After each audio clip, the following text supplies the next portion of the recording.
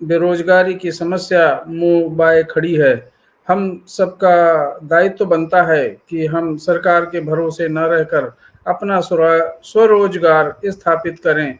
अपना अपने पैरों पे खड़े होकर अपना जीवन का लक्ष्य निर्धारित करें। साथियों, सबसे पहले यही समस्या आती है कि हम करें तो क्या करें। तो इसके लिए हम सबको, हमारे जो बेरोजगार लोग हैं, जो शिक्षित लोग हैं, चाहे वो पढ़े लिखे हैं या नहीं पढ़े लिखे, कुशल हैं या अकुशल हैं, उन सबको अपने जीवन का कुछ लक्ष्य निर्धारित करना चाहिए, कुछ करना चाहिए, कुछ उद्यमशील रहना चाहिए। तो इसी उद्यमशीलता को हम अगर एक ढांचे में बांध कर देखें तो उसे परियोजना कहते हैं, उसे प्रोजेक्ट कहते हैं। जीवन का जो लक्ष्य है वो प्रोजेक्ट है, परियोजना है। तो परियोजना हर हर एक के पास कोई ना कोई योजना होनी चाहिए। अगर आप कुछ करने जा रहे हैं, चाहे व्यवसाय करने जा रहे हैं, कोई उद्योग करने जा रहे हैं, कुछ भी करने जा रहे हैं, तो आपके पास एक योजना होनी चाहिए। योजना एक नक्शा है, ब्लूप्रिंट है। ब्लूप्रिंट जैसे हम मकान बनाते हैं, तो मकान बनाने से पहले सबसे पहले हम उसका एक नक्शा तैयार करते हैं।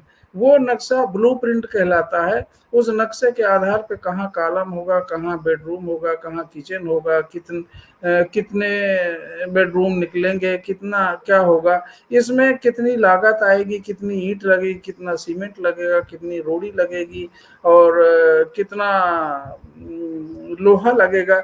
ये सब चीजें नक्शे के आधार पर, ब्लूप्रिंट के आधार पर निश्चित हो जाता है। जब व्यक्ति कोई अपना घर बनाना चाहता है तो उससे पहले वो एक नक्शा बना लेता है। वो नक्शा जो है उसका उसी आधार पर वो अपना काम शुरू कर देता है, काम करने लगता है, तरह तरह की योजनाएं बनाता है। उसको रात रात भर नींद नहीं आती और वो इसी इंतजाम में लगा रहता है और आखिरकार उसका घर बनके तैयार हो भी जाता है। इसी तरह से परियोजना के विषय में, जब आपके पास कोई आइडिया है, आपका कोई कॉन्सेप्ट है, तो उसके बाद एक प्रोजेक्ट आपकी तैयार हो जाती है और उसके कार्य योजना को सफल करने के लिए हर व्यक्ति को नींद नहीं आती है। ये सफलता का राज यही है। अगर उसकी नींद हराम हो गई हो परियोजना को पूरा करने के लिए, तो ये समझ लीजिए कि उसकी परियोजना पूरी हो जाएगी। परियोजना एक लक्ष्य है, व्यक्ति का एक लक्ष्य है। ये मार्ग है, दिशा है, राह है, ये एक रणनीति है। ये योजना बताती है कि आप कहीं जा रहे हैं, आप कुछ करने वाले हैं। योजना बताती है कि तय समय पर कहीं आप पहुंचने वाले हैं। योजना आपके जीवन का ढांचा और आपके जीवन को आकार देती है। ये योजना बड़ी महत्वपूर्ण है। फिर प्रश्न ये उठता है कि आखिर योजना होती कैसे बनती है। साथियों, आपके दिमाग में जो भी चल रहा है, आपने जो कुछ भी सोचा है कार्य के विषय में, उसी को एक जगह पर इकट्ठा कर देना, यही प्रोजेक्ट है। जैसे आपको नाम देना है, सबसे पहले आपको इस योजना का, कार्य का कोई अच्छा सा नाम देना है। क्या व्यवसाय आप करने जा रहे हैं, कार्य, और उसके बाद स्थल का चुनाव करना है। वो अपना खुद का हो सकता है या किराए पे हो सकता है, लीज पे हो सकता है, तो उसकी कोई कीमत होगी। उसके बाद अगर वहाँ कुछ मशीन उपकरण, कोई जावर करना है, सर्विस करना है, कुछ देना है, तो टूल्स, मशीन, उपकरण या कोई चीज़ बनानी है तो वो लगना है, वो निर्धारित करना, उनकी क्या कीमत होगी ये निश्चित कर लेना है। उसके बाद उसमें पावर कितनी लगेगी, कितने की उसकी कंजम्पशन होगी, कितने पावर की ज़रूरत होगी, आपको ये निश्चित कर लेना है। उसके बाद आप ये देखेंगे कि आप के लिए रॉ मटेरियल, उसमें अगर कोई कच्चा माल या कोई स्टोरेज के लिए कुछ आपको रखना है, कुछ माल रखना है, तो उसकी कीमत कितनी होगी। उसके बाद उसमें कुशल लेबर या अकुशल लेबर कितनी लगेगी, पर मंथ उसमें कितना खर्चा आएगा। ये इन सबको टोटल मिला के आपके पास पूंजी है अथवा नहीं है। मान लिया 5 लाख रुपया इसके मद में सारा खर्चा आता है। अब आपके पास पैसा 2 लाख है, तो 3 लाख कहाँ से आएगा। तो 3 लाख के व्यवस्था करना, वित्त का प्रबंधन, ये बहुत महत्वपूर्ण तीसरा एक महत्वपूर्ण काम है किसी भी योजना को सफल करने के लिए। तो वित्त प्रबंधन आपके रिलेटिव से हो सकता है, आपके घर वालों से हो सकता है, अथवा सरकारी संस्थाओं से हो सकता है, वित्तीय संस्थानों से हो सकता है, बैंक से हो सकता है। इस समय सरकार द्वारा तमाम योजनाएं चलाई जा रही हैं, लोगों को स्टार्टअप योजना या मुख्यमंत्री रोजगार योजना, प्रधानमंत्री रोजगार योजना, इस तरह की बहुत सारी योजनाएं जिनमें कुछ सब्सिडी भी है, छूट भी है, हर विभागों में चलाई जा रही हैं। आप जरूर उसका लाभ उठाएं। तो प्रोजेक्ट रिपोर्ट बनाते समय वित्त प्रबंधन बहुत जरूरी है। पहला नाम, फिर उसके बाद स्थल, दूसरा उसके बाद कुछ उसमें संयंत्र या मशीन या उपकरण लगने हैं वो, उसके बाद फिर रॉ मटेरियल या स्टोरेज के लिए कुछ कच्चा माल या कुछ चाहिए, फिर विद्युत कितनी चाहिए, फिर श्रमिक कितना चाहिए, कुशल या अकुशल ये चाहिए, उसके बाद वित्त का प्रबंध कैसे होगा, ये सब मिला के तो टोटल कैपिटल बनती है आपके परियोजना की कुल लागत जिसको बोलते हैं।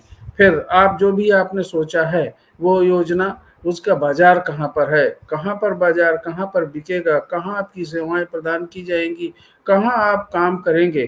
तो इस तरह से अगर आप निश्चित कर लेते हैं तो निश्चित है कि महीने का टारगेट अगर बना के चलते हैं कि कितना बिकेगा, तो अगर 10% एवरेज लगा, चाहे 5 लाख रुपया आपका लगा, 5 में सारा खर्चे निकालने के बाद 10% निकालते हैं तो 50,000 रुपया की बचत आपको लग रही है। तो 50,000 की बचत में अगर 3 लाख रुपया आपने कहीं से लोन लिया है, कहीं से कर्ज लिया है, तो ज़्यादा से ज़्यादा उसकी इंस्टॉलमेंट 10,000 आएगी। तो अगर 10,000 रुपया इंस्टॉलमेंट देने के बाद आपका नेट जो प्रॉफिट, अगर नेट जो कमाई आपकी बचती है अगर 40,000 है या 30,000 है, तो एक साधारण से परिवार के लिए शुरुआत में गुजारा करना आसान है। तो इस तरह से प्रोजेक्ट रिपोर्ट बनाने में कोई दिक्कत है नहीं। ये इन्हीं सब चीज़ों को एकत्र कर लेना, यही प्रोजेक्ट रिपोर्ट है। आप कहाँ से जगह का प्रयोग करेंगे, कहाँ लेबर मिलेगी, कहाँ पर बिजली कितनी लगेगी, और उसका वित्तीय प्रबंध कहाँ से होगा, कितना बाजार में खपत होगी, और आपको उसका कितने का बिकेगा, और कुल लागत के बजाय उसको टोटल सेल में से घटाने के बाद आपको जो बचता है वो प्रॉफिट कहलाता है। तो इस तरह से परियोजना साथियों एक एक ब्लूप्रिंट की तरह है। आप अपने दिमाग में बनाइए, आपको जो पसंद है कार्य वही करिए, जो जिसमें आपकी रुचि है वही काम करिए। तो ये प्रोजेक्ट रिपोर्ट इस तरह से तैयार की जाती है।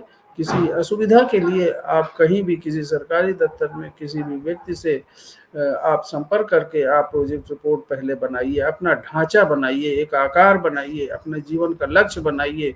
तो इसी आधार पर आपकी सफलता असफलता निर्भर करती है। रिस्क सब जगह है, तो रिस्क उठाने की जो क्षमता किसी भी कार्य करने की एक महत्वपूर्ण बात होती है। तो अगर आप में रिस्क उठाने की क्षमता है तो आप बिल्कुल डरिए नहीं, जितना बड़ा रिस्क उतना बड़ा प्रॉफिट। तो आपको ज़रूर प्रॉफिट होगा। बाजार में बिकना मुश्किल लगता है, लेकिन मुश्किल कुछ भी नहीं है। आजकल मिट्टी और गोबर भी बिक रहा है। अगर सांप को बेचने की दुकान खोल लेते हैं तो वो भी बिक जाएगा। लोग इस वजह से खरीद लेंगे कि पड़ोसी के घर में डाल देंगे। तो साथियों, इस समय कुछ भी असंभव नहीं है। आप बस अपना एक कदम निकालिए, और 1000 मील लंबी यात्रा एक कदम से ही शुरू होती है। पहला कदम निकालिए तो निश्चित है कि आपको सफलता मिलेगी। एक बहुत बड़ा एक किसी कवि ने कहा है कि यूं ही नहीं मिलती राही को मंजिल, एक जुनून सा दिल में जगाना पड़ता है। पूछा चिड़िया से कैसे बना आशियाना, तो बोली भरनी पड़ती है उड़ान, और तिनका तिनका उठाना पड़ता है। तो साथियों, किसी भी सफलता के लिए एक जुनून अवश्य चाहिए। आप जुनून पैदा करिए, आप सफल होंगे। जय भीम, नमो बुद्धाय, नमस्कार।